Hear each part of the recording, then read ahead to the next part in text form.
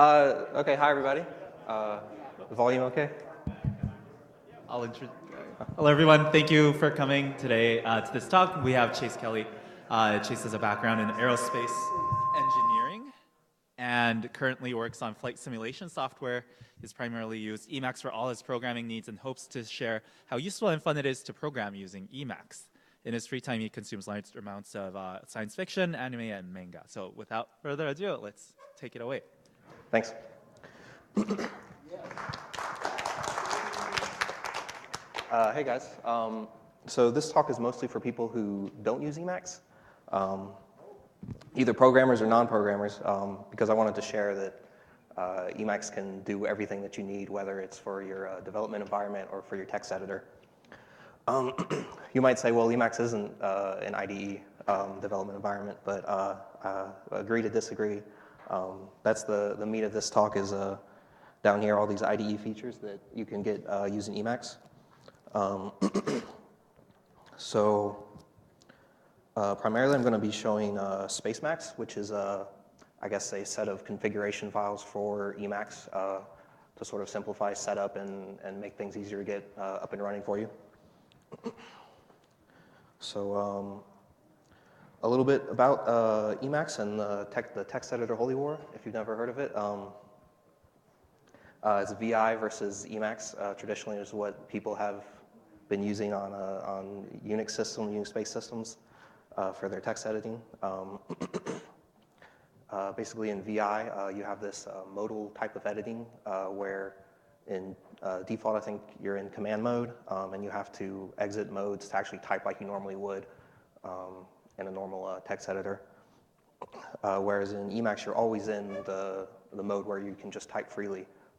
But there are a bunch of control commands that you can use, hit the control key to go, move lines up and down and go forward and backwards.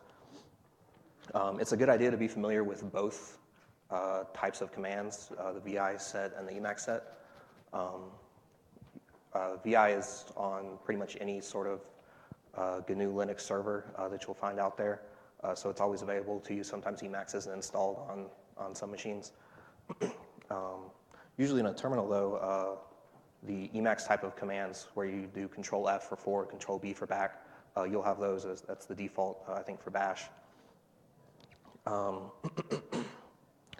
Also, right now I'm not using the Emacs style commands. I'm using the Vim style commands.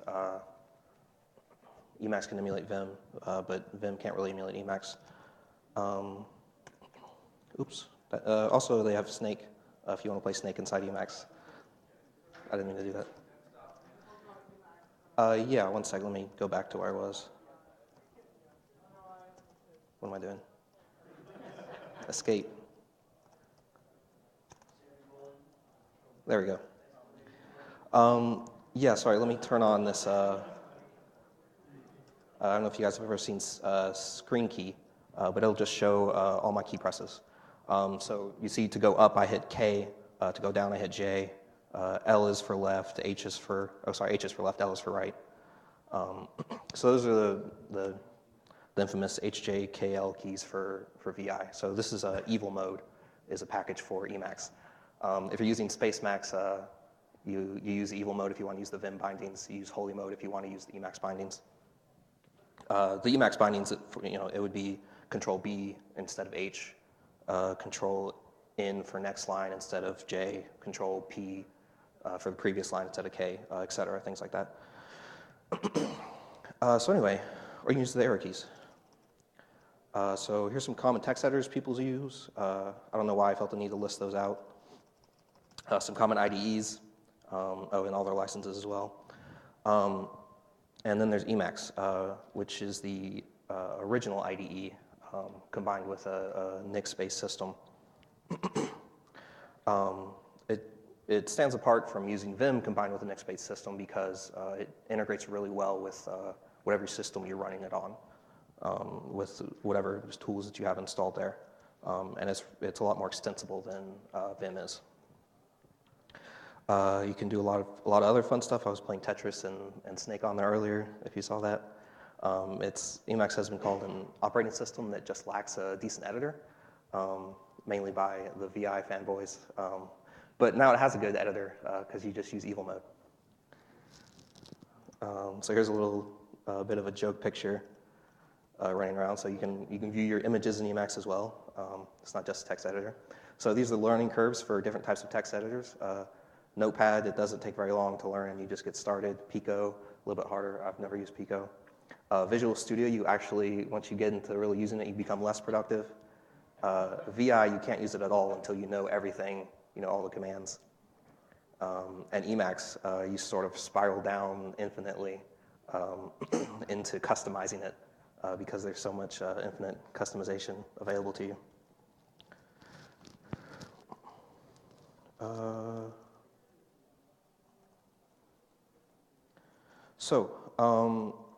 I kind of wanted to, I'm running Spacemacs right now, but I wanted to go ahead and go back to vanilla Emacs to just show you guys some basic setup for setting up Emacs and how to install a basic package. And then I'll switch back to Spacemacs and talk about that. Hopefully I'll still be good on time. So another cool thing is in my notes here, I can just evaluate some arbitrary code. So I just moved my Emacs configuration folder to a backup, and now I'm going to close and restart Emacs. Yes, save that. And hopefully this works. So here's what you'd get if you just installed plain old Emacs.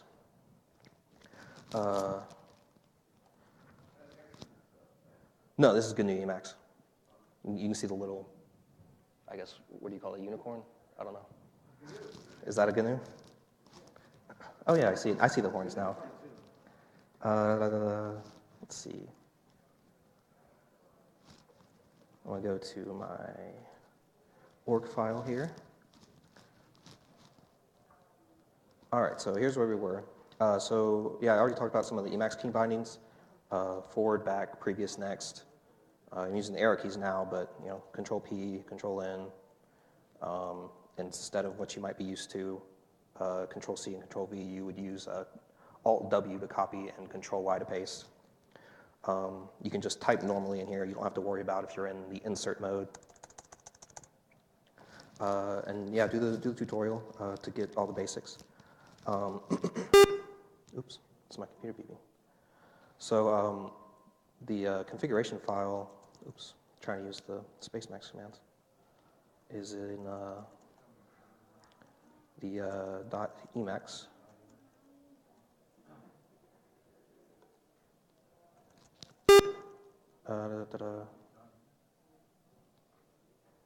Yeah, I'm going to skip this part because I do not remember all of the Emacs commands because I've been using Spacemacs for the past year. So let's retrieve my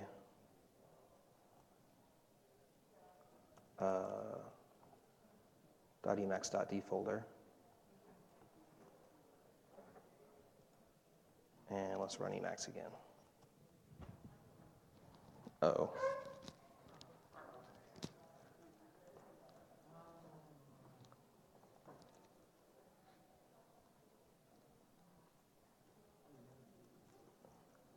So I need to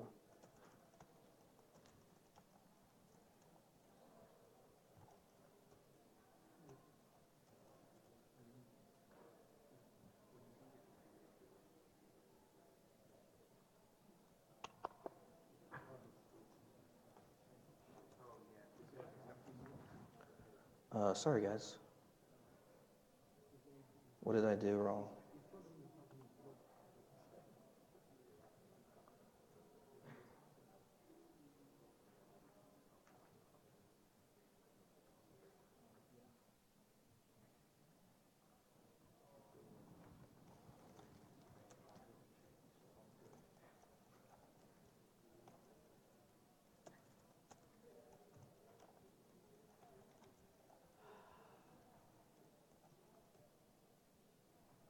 So I somehow deleted my backup. Did you guys see how I did that? What did I do? Yeah, well I did rm.emacs, but not .emacs.d.back. So is this right for move? Huh? This is a move. Yeah, so I moved my .back to the regular.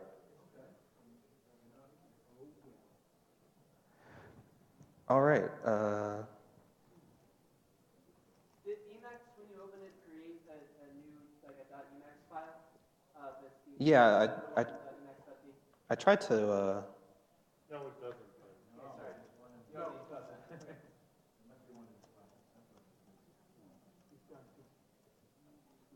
Yeah, I totally screwed us. .emacs.back. No such file directory.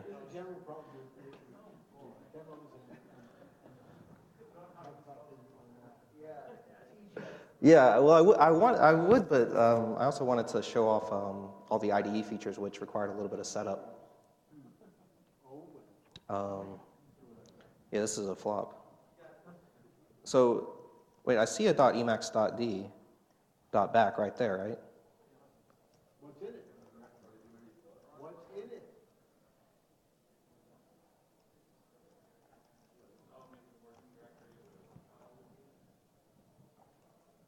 Ah, okay, I see what I did now. First, let's try to turn off this screen key thing. So CD in here, move my .emacs.d.back to, you guys tell me if this is the right command.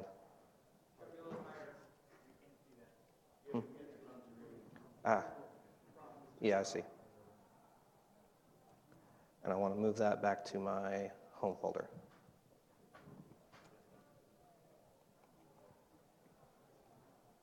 Okay.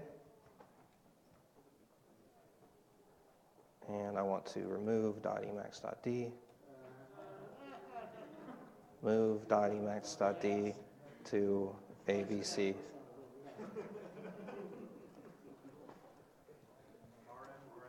Okay, all right.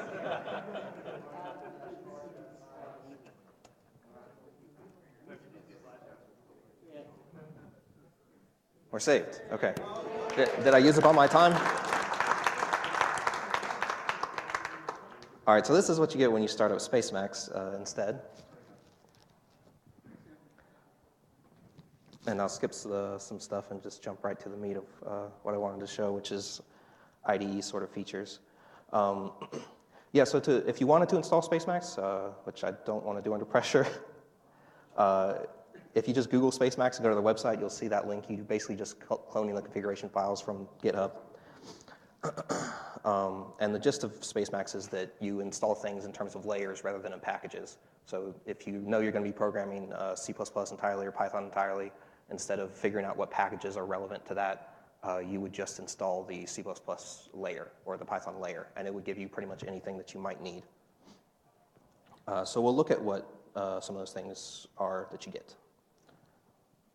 I guess I should zoom in some. All right, we'll jump back and forth. So another thing about Spacemacs is the key bindings. You can use the Emacs or the Vim style. I'm using the Vim style. And everything is, most of the commands you can use space, followed by some sort of mnemonic shortcut. So if I hit space now, those are all the options.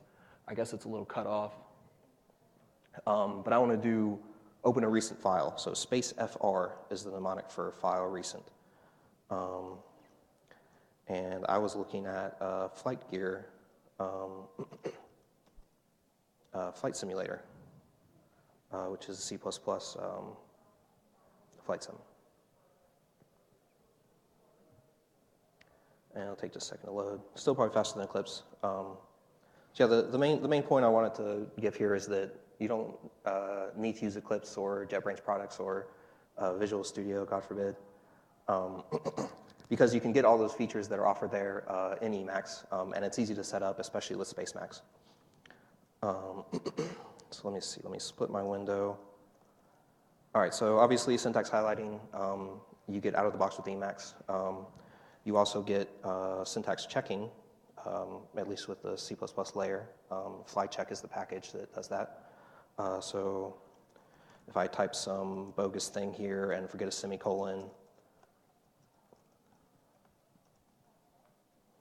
it should tell me that there was an issue. And sure enough, I can hover over that or something. Parser issue, no semicolon. You get auto-completion. Let's find a good thing to auto-complete. FDM exec. I've never looked at flight gear before, so I have no idea what most of this is doing, but oops. So if we wait just a moment, there's all the options for FDM exec on a little pop-up. You can still see the top of that. Let me move that to the middle of the screen.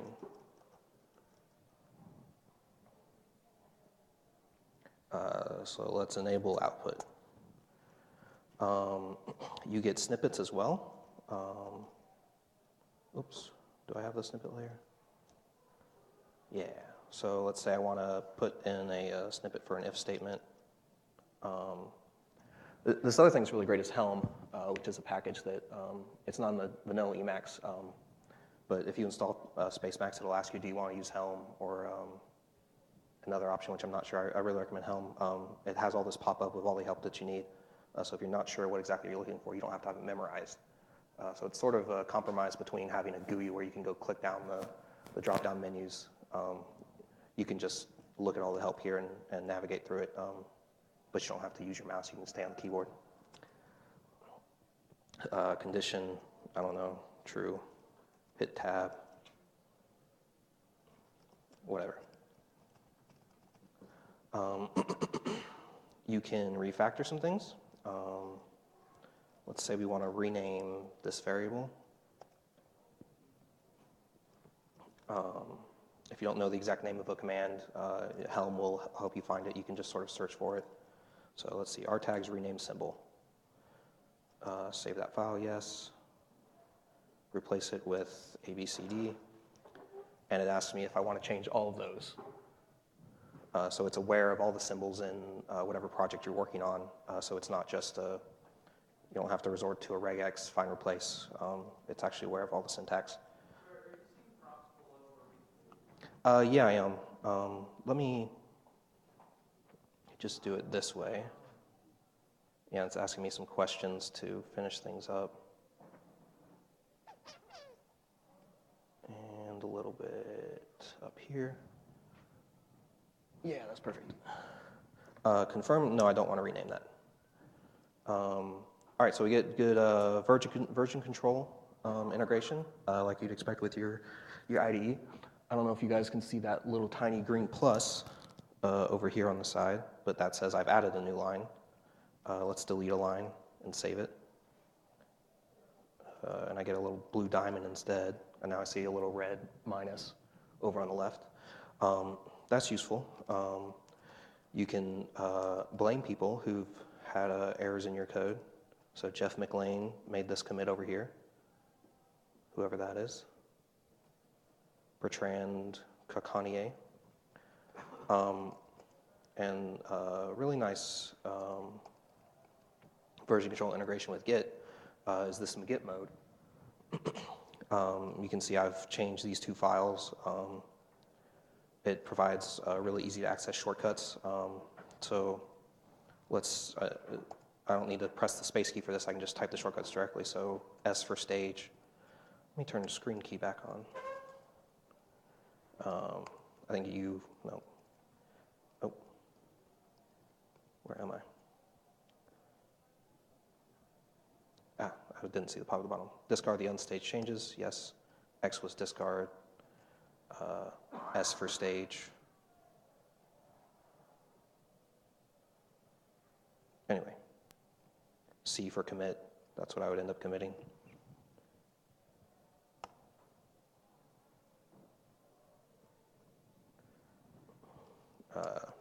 F for pull, for example. I don't think there's anything to update.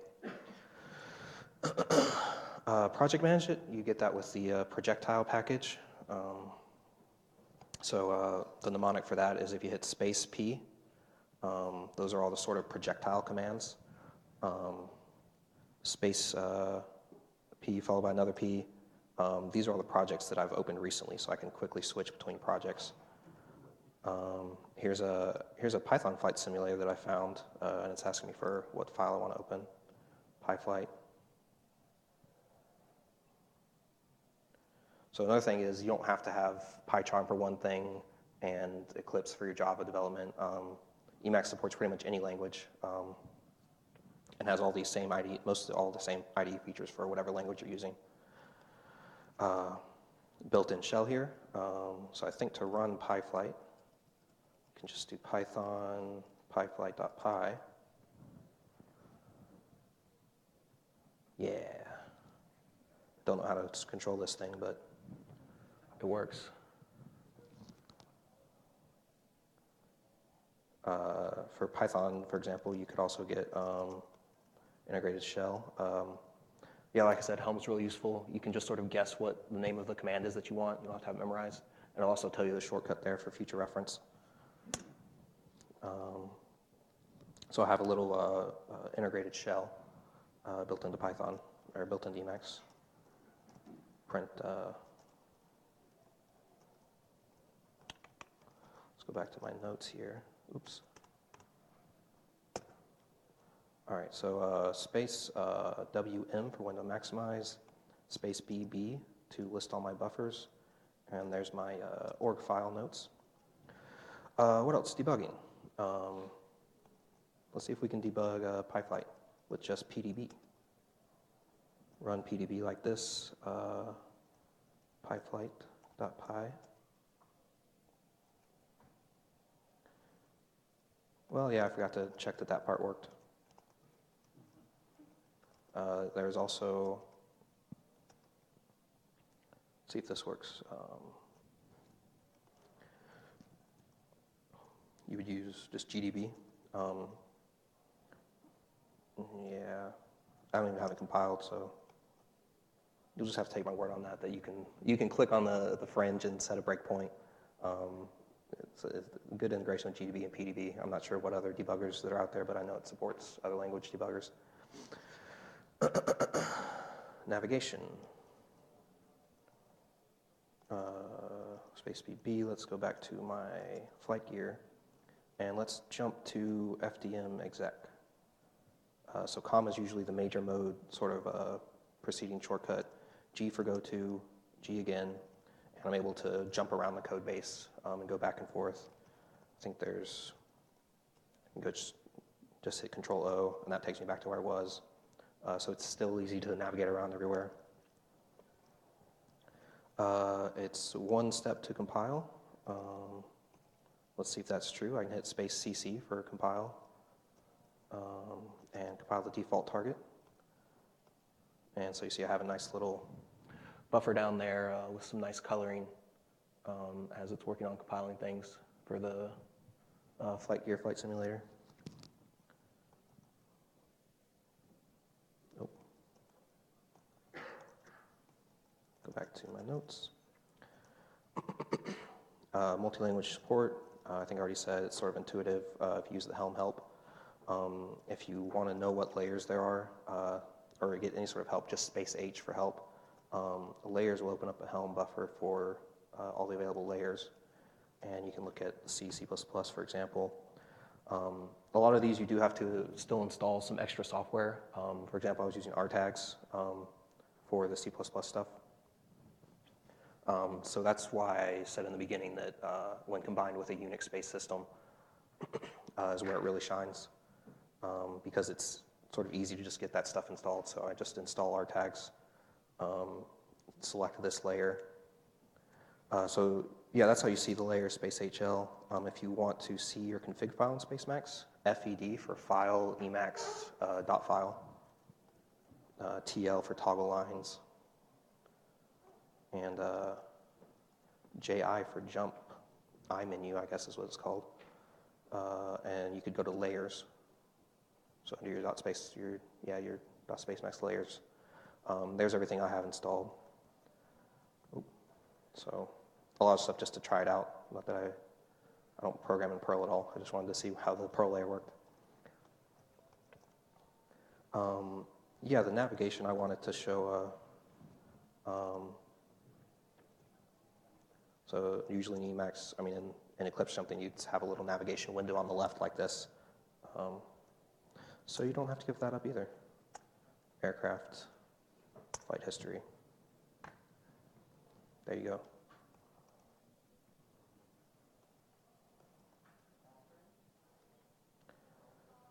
All right, so I think those are all IDE features.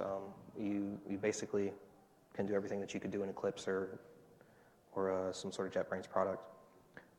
There's a lot of other cool stuff that Emacs can do. So let's say I want to type some Japanese here. Control / lets me toggle my input method, and I can say, type it in the sort of English, kana, what was I typing? Konnichiwa. That wasn't right. It's konnichiwa. Hajime mashite.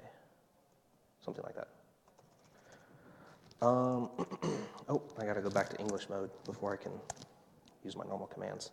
Org mode is what I'm in right now. That's the reason that I found Emacs. Emacs is the reason I sort of started learning about free software. When I started programming, well, I've been programming for about 3 or 4 years, using Emacs for 3 years, and SpaceMax for about a year. But I got into Emacs because I wanted to organize my notes at work and stuff, so I saw somewhere, hey, use org mode in Emacs. Another cool thing is in org mode you can use literate programming. So you can just type in an arbitrary language like sh, and it'll execute. If you do Control-CC, hit Y for yes, and that's my current directory. There's some elisp you can do.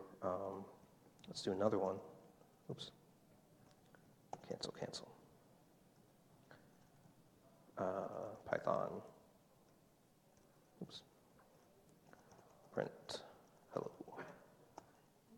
And execute. Yes. And it doesn't show the standard out.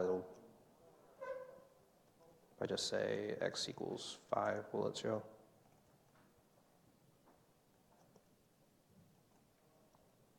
Anyway, there's an option you have to put in to show the result of print or cout or whatever. You can put some C++ in that little window there, and it'll wrap it in a trivial main function. So if you're taking notes and you want to share something later with your coworkers, you can just put in some random code and it'll execute if they want to run it or view your notes, or you can just include the results with your notes. The inline latex support is really cool.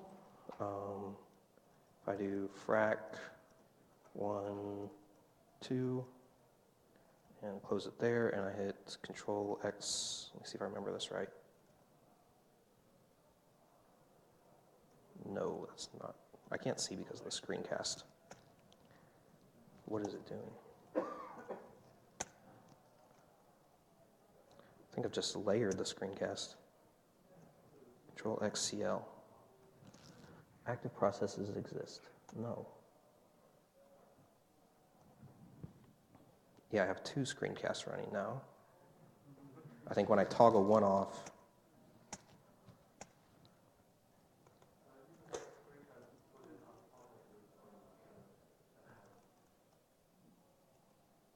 and we'll see if I can just find the command rather than the shortcut.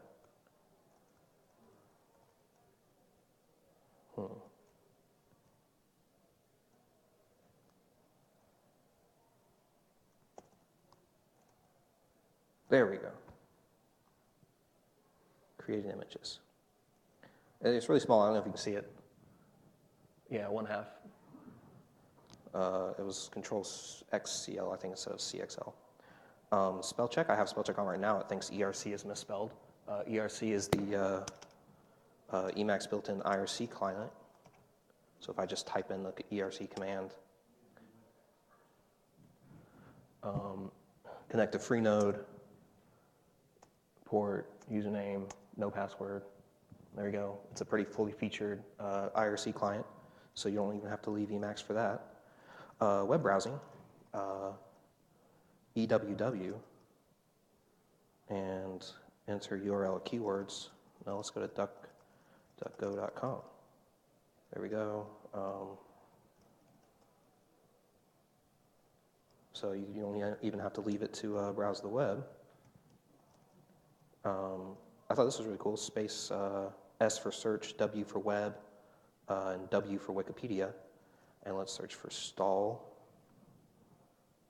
So do I want fluid dynamics stall, engine stall? Do I want stall man? Tricked you. I wanted the stall man with 2 ends. And so it gives you all the suggestions in the little Helm buffer. And then it'll pull up a Wikipedia in your web browser. Avi is a cool thing. I haven't used very much of it. Let's see. I think space X for text, L for line. I think that's the shortcut I had. So let's just do the name command. Avi copy line. So you can assign it to a shortcut, but basically wherever your cursor is, you can just type the letter there on the left, and it'll copy whatever is at that letter. So let's copy G. So there you go. You can quickly name things with shortcuts and use them. I think I already showed there was a little built-in shell. There's a E shell as well, space ASE, which is written entirely in Emacs Lisp. So you don't, if you want to run it on Windows, for example, you can get almost a full sort of GNU Linux shell working for you. It is really awesome to search for things in your project in Emacs. Let me go back to JSB Sim and space S for search, A for AG, which is Silver Searcher instead of grep, and P for project. So this is going to search every file that is in the Git project.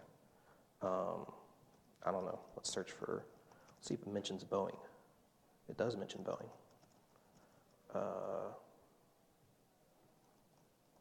Engines. There we go. Go right to it. So it's really easy to use grep from there.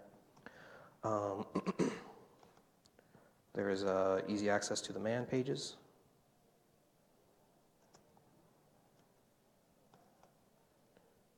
Nicely formatted for you. Info pages as well. There's a nice eLisp tutorial in here if you want to go through that.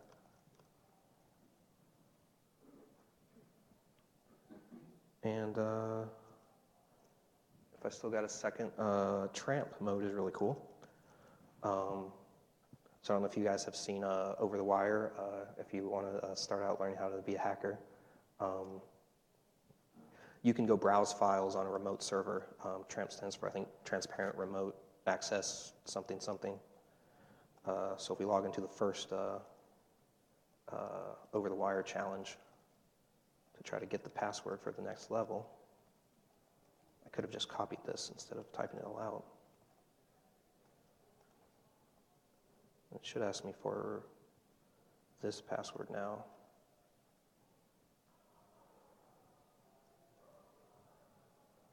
I think my internet connection is just really slow. I think I'm on the MIT guest right now. But you can browse, we'll just cancel it. You can browse files the same as you would if it was on your local machine. Just go straight to whatever directory, open whatever file with Tramp. Oops. Anything else?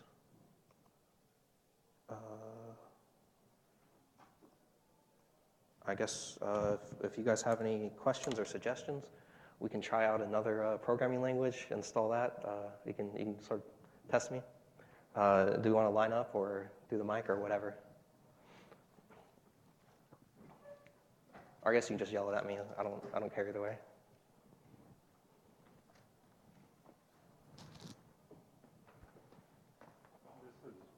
This is more of a comment than Yeah. The problem I have with SpaceMax, and I played around with it a couple of weeks ago. I also played around with one of its competitors. I think it's called Prelude. Yeah, I've seen Prelude. There's also like Doom Emacs. I would accept SpaceMax takes Emacs, which I'm somewhat familiar with, and changes it into something unrecognizable. Yeah. And as somebody also who avoids VI and Vim key bindings, even their so-called holy mode. Well, I think Holy Mode has no sort of Vim bindings at all. It's all Emacs original bindings. Even that felt different enough that Yeah. it was. I mean, I'm Yeah, I think I'm used it to still uses Emacs like the space key. bindings. I'm not used to VI bindings, and I'd rather avoid them like the plague, frankly. Yeah. Originally, for like 2 years, I was using just regular Emacs and sort of customizing it on my own. So But I found I really it's so liked different. the Vim ones. It feels like a different program, and in some ways that backfires for somebody who's somewhat familiar with plain old Emacs. Yeah. Even Prelude makes it. It's still recognizable, but it gets a lot heavier and it gets a lot slower. Yeah. So I did actually try out SpaceMax once and gave up on it and came back to it like a few months later, and decided that I liked it a lot more than when I first saw it. I was just so used to how I originally used Emacs. I really like the keycord package in this vanilla Emacs. If you've seen that one, that's really useful. But I find I don't really need it with the space key combinations in SpaceMax. Yeah. Thanks. Hello. I know you covered Git integration a little bit. Can you please show how you would commit a file and push that commit? So here I've got my change here. I can just hit tab. So this is the Git status buffer, space GS for Git status. So unstage change, .emacs, whatever little changes I just made. I would hit S for stage, and you see it changes to staged. CC for commit. Hi, if I can type. Control CC, so I've committed that. It says unmerged in the master is the high commit. And so to push, I would hit capital P, and it's asking me, I think I want to do U for origin master. And there we go. We've just pushed, and there's all my recent commits. Stuff, high. Not very good commit messages. Also really nice is the log. So there's also my history. You can see I had a little merge where I worked on 2 different computers.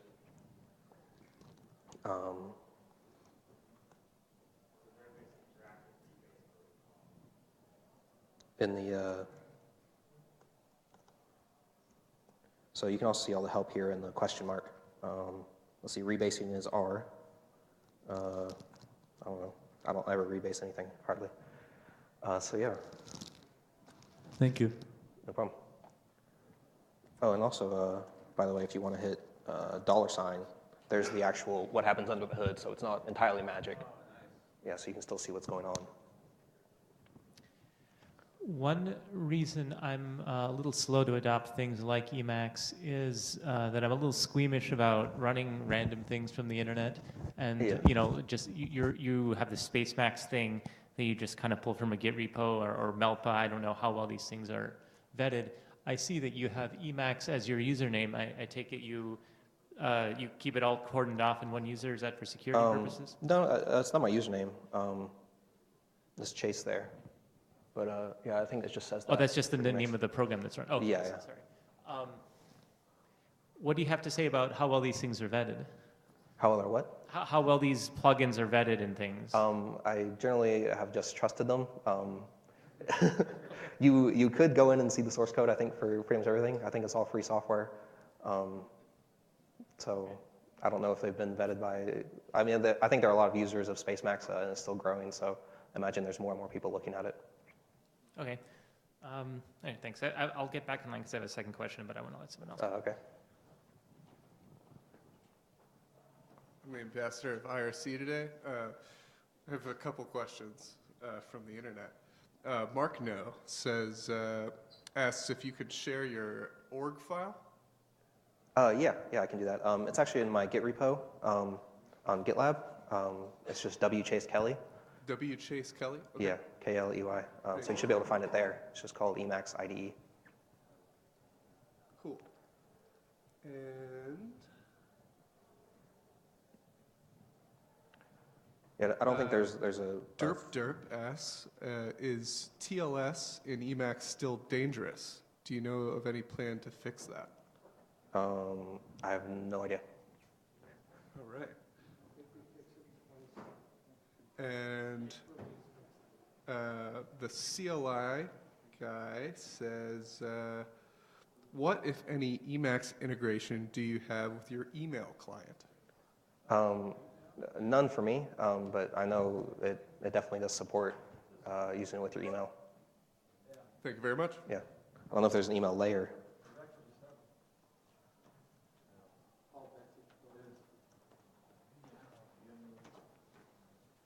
Anyway. So if there's no one else, the other question I had was, it seemed like you said there's kind of a rabbit hole of a learning curve there. Yeah. It seems like the information about it seems a little bit scattered. Things that I look up don't seem to work necessarily with my setup. Do you recommend just kind of sticking with that path, or should I read front to back some kind of manual, or what do you recommend? I definitely recommend. I think I recommend using Spacemacs. I think the documentation is really great for it. I did sort of myself. I started with Emacs and was pretty much familiar with most of it and different things to do with it before I switched to Spacemacs. So I guess take that with a grain of salt. But yeah, I think just using Spacemacs, there's a ton of built-in help and there's a ton of well-written documentation. And you should be able to start with just what I've shown you. Just remember the space H pulls up all the different help options. And the Helm buffers can pull up all the named commands, so you can sort of search through what you want. If you know you're going to be programming a language, you can read the documentation for the layer. Yeah. And does it still get, if you want to install something, do you still use it with Melpa? Yeah, it'll use Melpa, but under the hood. So to install a layer, you would put it here in the configuration layers list. And to install an individual package that's not included in another layer already, you would go to the additional packages. So here, that's not actually the default Spacemacs theme. I'm using the Doom theme from Doom Emacs, which is sort of similar to Spacemacs, but with less in it, I guess. And a little, for the other guy that asked the question, a little less foreign to, I think, original Emacs users, but I think targeted towards Vim users. That's a Doom Emacs. But yeah, so I have two different packages installed there. So this is kind of a declarative syntax for that, rather than installing something else, you just have it declaring what you want and it does things in the back. Yeah. So there's basically the only two things I ever change in the .spacemacs file is add packages there or add layers up above. And occasionally I do have some user config Lisp code down here. So there's all I have for my actual config on top of what Spacemacs already does for you. Cool, I like that. Thanks. Yeah. Someone asked about email clients written in Emacs. There are several that are built into any distribution of it. There's VM, there's GNUS, and there's something called MH-E. And just quick on Emacs itself is very self-documenting. You can do, Control-H-I to get to, the .info hypertext files. And you can have, there's a bunch of others on Control-H for describing variables, keystrokes, and lots of other things. That's all. Yeah, so I guess this is GNU's GNUS. I'm not quite sure how to use it though, so.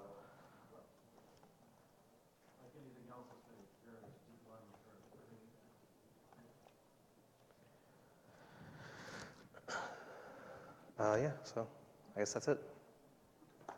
Thank you.